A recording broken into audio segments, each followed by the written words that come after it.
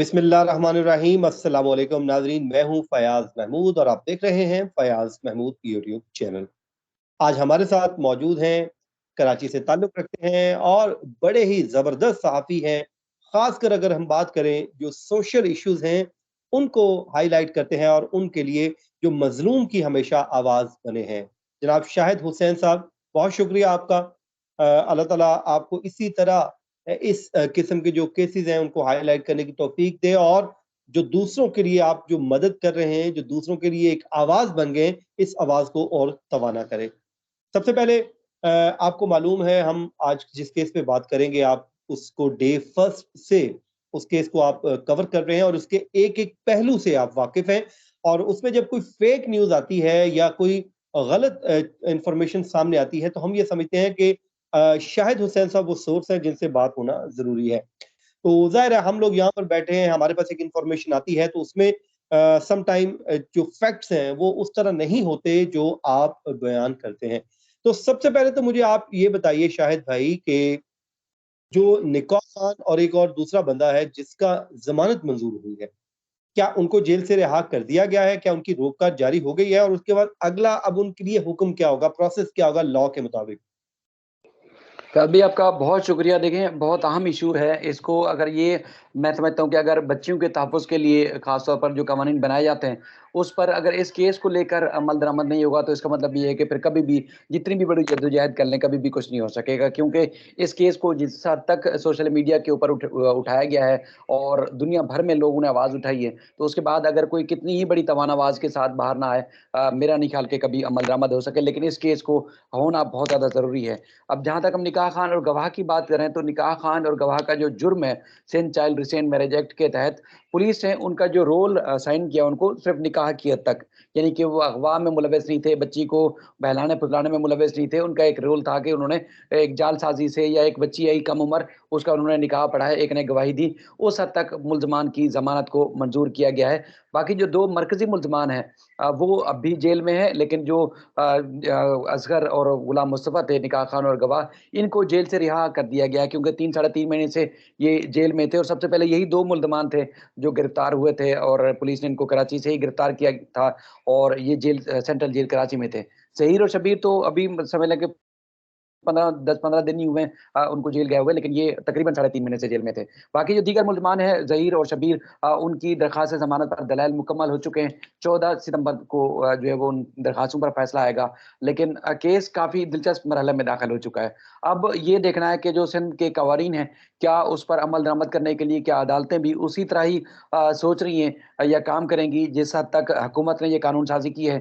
चूँकि बच्चियों को गैर महफ़ूज़ समझा जा रहा है। आपने देखा कि आए रोज़ इस तरह के केसेज़ ना सिर्फ़ पाकिस्तान के मुख्तलिफ़ इलाकों में, बल्कि अब तो शहरों में और हर जगहों पर रिपोर्ट हो रहे हैं। तो अगर इन केसेज़ पे अगर अमल दरामद नहीं होगा, जो कवानीन बनाए गए हैं, उस पर अमल दरामद नहीं होगा, तो यकीनी तौर पर फिर माँ-बाप भी परेशान हैं, उनकी परेशानी मज़ीद बढ़ेगी और ख़ास तौर पर जिस तरह इस केस को हमने रिपोर्ट किया है, तो फिर इसका मतलब ये है कि हर कोई ये समझ रहा है, बात कर रहा है कि फिर कोई अपनी बच्चियों को महफ़ूज़ नहीं कर पाएगा। ज़ाहिर है, जब कानून बनता है, जब उस पे अमल दरामद ही नहीं होगा, तो फिर उस कानून का कोई फ़ायदा नहीं है।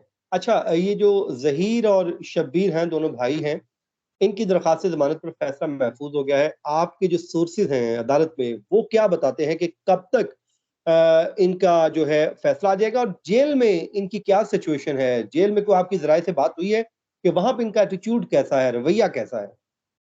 देखिए, जेल में तो यहाँ कराची में अगर 6,500 कैदियों की गुंजाइश है सेंट्रल जेल के अंदर, तो यहाँ 15-16 हज़ार कैदी रखे जाते हैं, यानी कि तकरीबन 10,000 से ज़ायद तादाद के कैदी इज़ाफ़ी रखे गए हैं इस जेल के अंदर।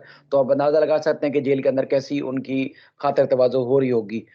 बाकी वहाँ सोने की भी जगह प्रॉपर नहीं होती, खाने-पीने की सहूलियात भी। यहाँ अगर आपके ऊपर कोई किसी बड़ी सियासी जमात का हाथ है या किसी माफिया के आप जो है वो उनके दस्तरास हैं, तो यकीनी तौर पर फिर आपको वीआईपी प्रोटोकॉल भी मिलता है। जैसे यहाँ हमने देखा कि जब इनको लाया गया था, बेल पे थे और सिक्योरिटी की और रियासत की बल्कि सिक्योरिटी एन्जॉय कर रहे थे, मुँह भी चढ़ाते थे, लोगों को विक्ट्री का निशान भी बना के दिखाते थे।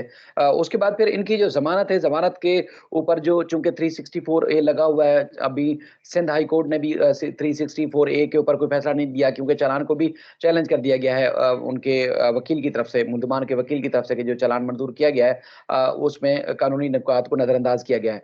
तो चूँकि जिन दफ़ात के तहत पहले इन मुल्ज़मान की, जो कि निकाह खान और गवाह की ट्रायल कोर्ट से ज़मानत मुस्तरद हुई थी, तो मुझे ये लगता है कि शवाहिद और दलाइल और इन सारी चीज़ों की रोशनी में इन ज़हीर और शब्बीर की ट्रायल कोर्ट से ज़मानत मुस्तरद होगी यकीनी तौर पर। मामला फिर हाई कोर्ट आएगा, अब हाई कोर्ट फिर अगले मरहला है कि वो कब किस तरह फैसला हो, लेकिन इनकी ज़मानत के ऊपर जो फैसला होना है वो 14 सितंबर को होना है और 14 सितंबर को ही पता चलेगा कि अब इनका अगला मुस्तकबिल जो है क्या है।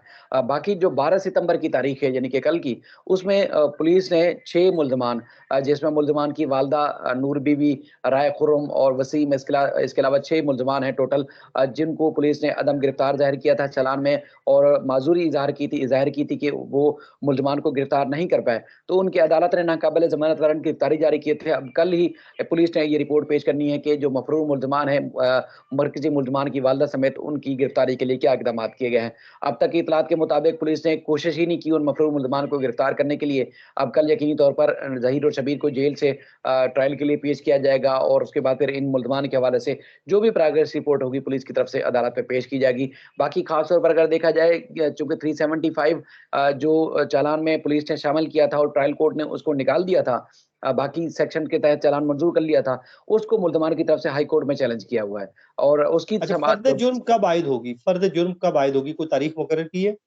फ़र्द जुर्म के लिए तो फ़िलहाल कोई तारीख मुकर्रर नहीं की गई है क्योंकि कल पहली समाअत है चालान मंज़ूर करने के बाद की। तो उसके बाद अब कल जो है वो मफ़रूर मुल्ज़मान की कार्रवाई, आपको पता है जब मफ़रूर मुल्ज़मान है उनकी कार्रवाई मुकम्मल की जाती है पहले 188 की 87 की कार्रवाई 88 की कार्रवाई जो है, वो कार्रवाई जब मुकम्मल हो जाएगी तो उसके बाद फिर इनके ऊपर चार्ज फ्रेम का जो अमल है वो शुरू होगा। फ़िलवक़्त 88 और 87 की कार्रवाई शायद उन मुल्ज़मान के होगी जो के ऊपर होगी जो मफ़रूर हैं। बाकी मुल्ज़मान जो गिरफ्तार हैं, वो ज़हीर और शब्बीर हैं, 2 की अब ज़मानत हो चुकी है गिरफ्तारी के बाद।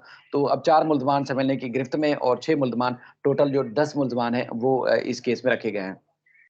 अच्छा, एक और बता दीजिएगा मुझे एक खबरें ये आ रही हैं कि मेहदी अली काज़मी साहब ने अपनी ही बेटी के ऊपर कोई पर्चा दर्ज करवाने की बात की है। इसमें क्या हकीकत है? फ़ाज़ भाई, देखें, आप इतने बड़े शहर में रिपोर्टिंग करते हैं, वहाँ तकरीबन एक नहीं 3-4 ग्रुप्स हैं सहाफ़ियों के भी जो जिनका नुक्ता नज़र अलग-अलग है। लेकिन कभी इस हद तक कोई कीचड़ नहीं जाके उछालता या एक ड्रामाई अंदाज़ में या एक आपके जिस तरह एक कॉमेडी शो होते हैं, या एक बिल्कुल इंतहाई नामुनासिब अगर अल्फ़ाज़ ना हो तो ग़लीज़ अंदाज़ से जो टॉक शोज़ नहीं करते या एक-दूसरे के ऊपर यूट्यूब पे बैठ के प्रोग्राम नहीं करते। लेकिन यहाँ पर मामला ये है कि अगर वास्ता भी पड़ा है तो इंतहाई जोहला तरीन लोगों से वास्ता पड़ा है या एक इंतहाई घटिया सोच के लोगों से वो लोग इन लोगों का वास्ता पड़ा है। जो सोशल मीडिया का विंग है, वो पूरा दिन क्या करता है कि वो इस चीज़ों को, इस तरह की चीज़ों को निकालता है। ये वो लोग हैं, अगर माज़रत के साथ हमारे देखने वालों को बुरा ना लगे, ये वो लोग हैं जिन्होंने बेटी और बाप के रिश्ते को गलत अंदाज़ में पेश करने की कोशिश की। ये वो लोग हैं जिन्होंने कोई एक चीज़ नहीं छोड़ी, जो मेहदी अली काज़मी या उनके ख़ानदान को गंदा करने के लिए इन्होंने ना इस्तेमाल की हो। हर लिहाज़ से, हर सतह से कोशिश की। उसमें वकील भी हैं, सहाफ़ी भी हैं, कॉमेडियन भी हैं, कैमरामैन भी हैं, रिपोर्टर्स भी हैं और इस तरह जिनका कोई शोबा सहाफ़त से या इंसानियत से भी कोई ताल्लुक नहीं, वो लोग भी हैं। वो बाप जी, जो जी। बेटी को वापस लाने के लिए जद्दोजहद कर रहा है, वो बाप अपनी बेटी के खिलाफ कैसे मुकदमा दर्ज करवा सकता है? बुनियादी तौर पर हुआ ये था कि जब वहाँ पर जो दारुल अमान में बच्ची थी, बच्ची को जब कराची लाया जाना था, उस दौरान एक वहाँ के लाहौर के वकील हैं, मैं समझता हूँ कि तो वुकला की भी तौहीन है, ऐसा शख्स अगर कोई वकील होगा, तो वो अ, वहाँ पर बच्ची से जाके उसने कुछ वकालतनामे साइन करवाए। उसकी गैर मौजूदगी में कुछ उसने जाके केसेस करवाए। अब उस उनकी उन चूँकि केस जब अदालत में आता है तो ज़ाहिर है दूसरी पार्टी को वो नोटिस भी जारी किया जाता है। तो मेहदी अली काज़मी साहब के वकील को नोटिस जारी किया गया, उनकी उनसे जवाब माँगा गया। तो अब उस वकील के बारे में जो जवाब जमा कराया गया है कि भाई ये वकील ने जालसाज़ी की है, झूठा है, मकार है, फराडी है, जो भी है, उन्होंने जो जवाब जमा कराया है, अब उस जवाब की कॉपी को उन्होंने पढ़े बगैर, समझे बगैर कि ये किसके बारे में लिखा गया है, वो उन्होंने ये थोप दिया कि मेहदी अली काज़मी साहब ने अपनी बेटी के बारे में लिखा है। हालाँकि ये उस वकील के बारे में था जो जिसने जालसाज़ी से केस दायर किया, जो कर ही नहीं सकता था। तो इसमें कोई हकीकत नहीं है। आपको पता है कि फिर लोग इधर के भी जो फॉलोअर्स हैं, उधर के भी फॉलोअर्स हैं, फिर उछालते भी हैं। आपको पता है सोशल मीडिया चुटकी ज़ाहिर में है। बात कहीं से कहीं पहुँच जाती है। तो ये खामख़ा इसका वावेला मचाया जाता है, लेकिन आपको पता है कि अगर माशरे की बेहतरी करनी हो, तो जब आप यकसुई के साथ हम आवाज़ बन के एक साथ लग के अगर कोई चीज़ों को आप माशरे की बेहतरी के लिए इस्तेमाल नहीं करना चाहेंगे, तो फिर जब इस तरह की तफ़रीक होगी, जिस तरह की बैठ के आप घटिया इल्ज़ामात भी लगाते हैं माँ-बाप के ऊपर और कीचड़ भी उछालते हैं और चाइल्ड जो मैरिज है उसको प्रमोट भी करते हैं, तो फिर ये मामलात कभी बेहतर नहीं हो सकेंगे। ये अगर ऐसे आप ही है। आज किसी और कल की बेटी आज मेरी बेटी हो सकती है, आपकी हाँ, हो सकती है, किसी की हो सकती है। तो अगर हम एक एग्ज़ैक्टली। साथ हम आवाज़ बन के खड़े होंगे, तो आज की उसकी बेटी है जो शख्स निकला हुआ है, तो कल मेरे ऊपर आएगा तो मेरे लिए लोग निकलेंगे। और नहीं होगा तो कम से कम हम आने वाली मुश्किलात से अपनी बेटियों को बचा सकेंगे। लेकिन लोगों ने पता नहीं ठेका लिया हुआ है, वो बाप भी बने हुए हैं। ऐसा लगता है कि जैसे कायद-ए-आज़म के साथ पैदा हुए तो रियासत पाकिस्तान की ज़िम्मेदारी भी उन्होंने ली हुई है और हर इदारे की सपोर्ट भी उनको है और ना जाने पता नहीं कौन-कौन सी जगहों से पैदा हुए हैं जिनसे हर जगह जिनके वास्ते हैं। माज़रत के साथ इस तरह की ज़बान इस्तेमाल नहीं करनी चाहिए, लेकिन उन लोगों को ज़रा भी शर्म नहीं है कि बैठ के पूरा दिन कीचड़ उछालते हैं। ऐसे ही है। चलिए शाहिद भाई आपका बहुत शुक्रिया, आपने अपना कीमती वक़्त दिया और आपने जो भी बातें की हैं, दिल से की जिसमें आपके जो जज़्बात हैं ज़ाहिर है वो वाज़ेह तौर पे नज़र आते हैं और आने भी चाहिए। जो भी इंसानियत से मोहब्बत करने वाला शख्स है, उसके यही जज़्बात हैं, जो बेटियों वाला है उसके यही जज़्बात हैं। शाहिद भाई आपका बहुत शुक्रिया, आपने हमें अपना वक़्त दिया इंशाल्लाह आगे भी हम आपसे इसी तरह वक़्त देते रहेंगे, अपनी दुआओं में हमें याद रखिए। मुझे और शाहिद भाई को दीजिए इजाज़त, अल्लाह निगहबान।